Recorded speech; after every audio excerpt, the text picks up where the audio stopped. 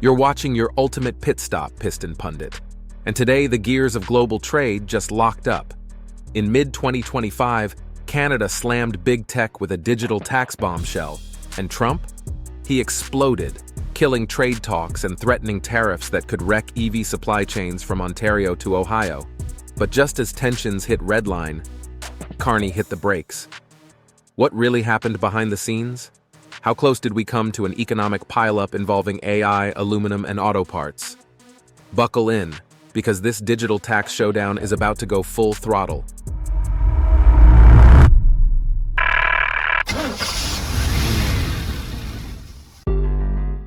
Carney's first move, Bill C-96, and the digital power play.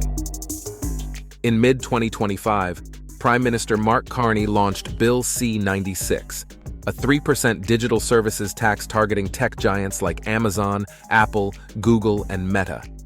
Any firm earning over 20 million Canadian dollars in Canada, or 750 million euros globally, was on the hook. But this wasn't just about revenue, it was about digital sovereignty. The goal? Fund a national AI innovation initiative and reduce reliance on US-based platforms like AWS and Azure. Projected to raise 4.1 billion Canadian dollars in its first year, the bill aimed to boost domestic research hubs like Montreal Waterloo.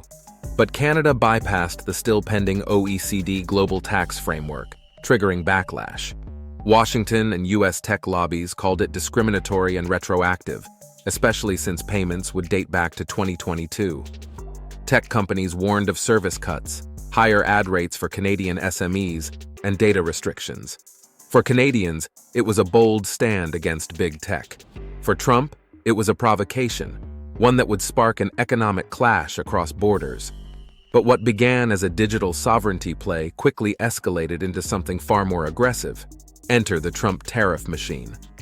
Trump's economic body slam, tariffs and trade threats. When Trump's trade radar lit up, so did his rhetoric. Declaring Bill C-96 a hostile act against American innovation, he pulled the plug on USMCA negotiations and pushed for retaliatory tariffs under Section 301. And this time, he didn't just target software, he went straight for the hardware, the aluminum, nickel, and 5G components essential to modern EVs and smart infrastructure. Canada exports nearly $18 billion in these materials annually. Suddenly, Ontario's aluminum foundries and Quebec's nickel mines were staring down tariffs of up to 50%. That hit close to home. Auto manufacturers relying on lightweight aluminum frames and nickel-rich EV battery casings faced a projected 7% cost spike.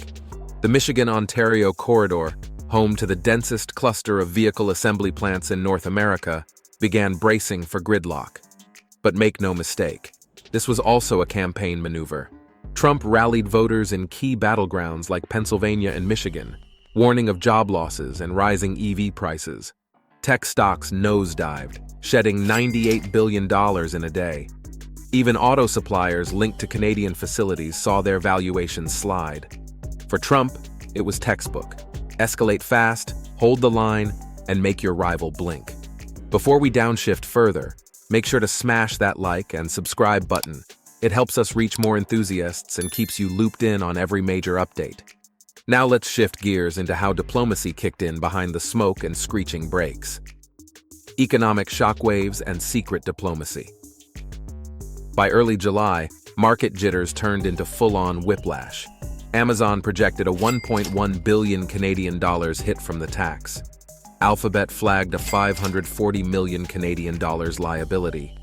Even U.S. defense giants felt the squeeze as Ottawa hinted at canceling fighter jet contracts in favor of European options like the Saab Gripen. Carney fired back with a 50% tariff on U.S. steel imports above quota, which the Bank of Canada warned could slice GDP growth and inflate prices into 2026. Meanwhile, Canadian industries were bleeding. 4.5 billion Canadian dollars in projected losses for automakers, 1.9 billion for metals, and over $1 billion for forestry. Under mounting domestic pressure, Carney began to feel the burn. Political opponents slammed him for risking Canada's economic engine. Business leaders feared a prolonged trade freeze. It all came to a head in the quiet mountain air of Kananaskis during G7 meetings. Behind closed doors, Trump issued a final warning: drop the tax or the trade doors stay shut. By the time tax collection was about to begin, Carney was already prepping for a dramatic U-turn. And just when it looked like a head-on collision was inevitable, Canada made a sharp turn. The sudden swerve: Canada slams the brakes on Bill C-96. On June 30th, 2025, just hours before the digital tax was set to launch, Prime Minister Mark Carney pulled the plug. Bill C-96 was suspended, and Carney announced that trade talks with the U.S. would resume immediately. The move was framed as a step to protect national interests and stabilize North American commerce. President Trump quickly claimed victory, branding Canada's decision a win for U.S. strength and leverage over global digital tax models. Markets soared, the S&P hit record highs, and aluminum stocks surged. Reactions were split. Business groups called it pragmatic, but critics accused Carney of backing down on a central campaign promise.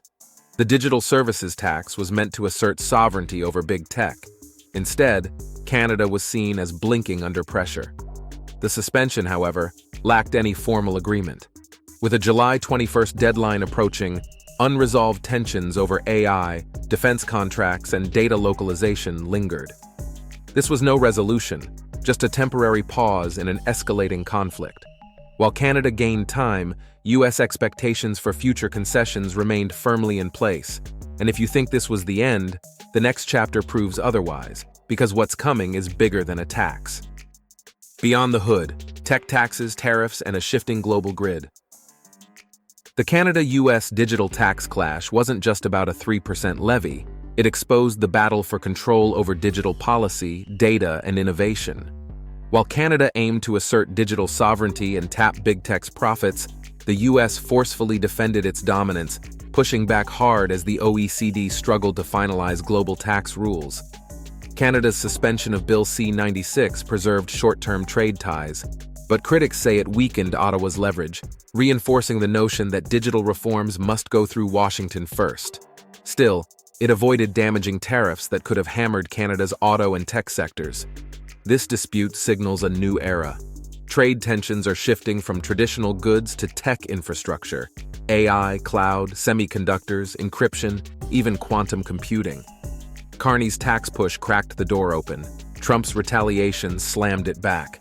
Even defense is now a bargaining chip.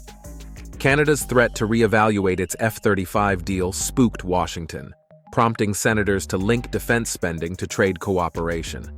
As the July 21st deadline looms, questions remain. Will a new digital framework emerge? Or will this firestorm reignite in a future summit or election year? Either way, the road ahead is anything but smooth. And that brings us to the final lap in this showdown. Final verdict: Canada's pit stop or Trump's finish line? So who really won?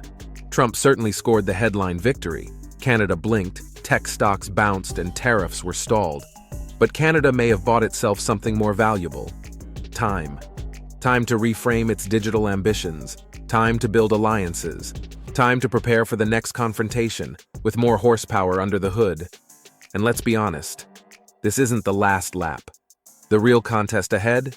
Who sets the rules for digital trade in the AI era?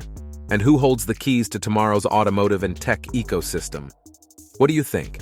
Did Carney stall out, or is Canada retooling for a smarter comeback? Should nations push for digital sovereignty even if it risks trade retaliation?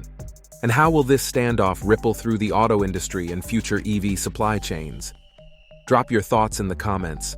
We'd love to hear your take. And don't forget, hit that subscribe button and turn on notifications to stay tuned for our next big breakdown on vehicle updates, tech shifts, and everything driving the future of mobility. Thanks for watching Piston Pundit, your ultimate pit stop for all things automotive and beyond. You can now check out any of the videos on the screen. There's plenty more to explore.